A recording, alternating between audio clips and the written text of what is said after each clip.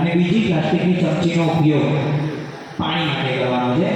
સ્ટીલની ચમચી તમને જે આપવામાં આવી છે એ સ્ટીલની ચમચી આરતી માટે કરવાનો છે. તમને દરેકને જોજો પાટલા દીઠ એક ડિબેટ આપવામાં આવી છે. પાટલા દીઠ એક ડિબેટ. તો એ ડિબેટ આપણે છેલ્લા આરતી માટે એનો ઉપયોગ કરીશું.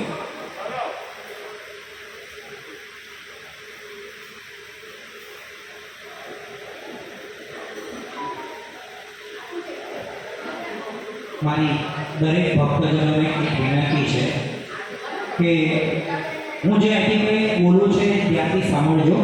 પહેલાં આપણું આ મંદિરનો પ્રતિષ્ઠા મહોત્સવ 4 મે અને 2004ના દિવસે આપણે પ્રતિષ્ઠા થઈ અને ત્યારથી લગભગ આપણે દર વર્ષે મહાપૂજાનું આયોજન કરીએ છીએ.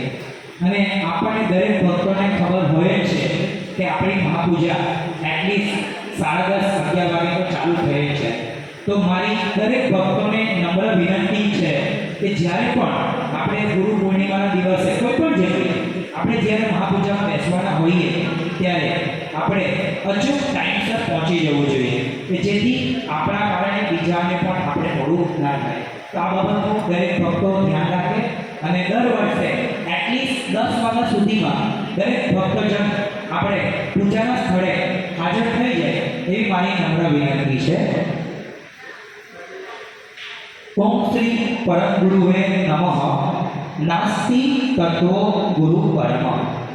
નાથ સંપ્રદાયના આદ્ય સ્થાપક, સકળતા સિદ્ધાંતનું સ્થાપન કરનાર, પંચમ સૂક્ષ્મ વેદના રચયિતા, કૈવલ વેદા પરમ વિશેષ અંશ, કૈવલ ધર્મ ધુરંધર, પરમ વિભૂતિવાન, પરમ દયાળુ, પરમ કૃપાનિધિ, પરમ ગુરુ શ્રીમદ કરુણા સાગર મહારાજની પૂર્ણ કૃપા પ્રાપ્ત કરવા માટે 1650 મહાપૂજા વિધિ. સૌપ્રથમ વહેલા ઉઠી સૂર્યોદય થતાં પહેલા સ્નાન કરી સ્વચ્છ પવિત્ર વસ્ત્ર ધારણ કરી સ્વચ્છ આસન પર બેસવું.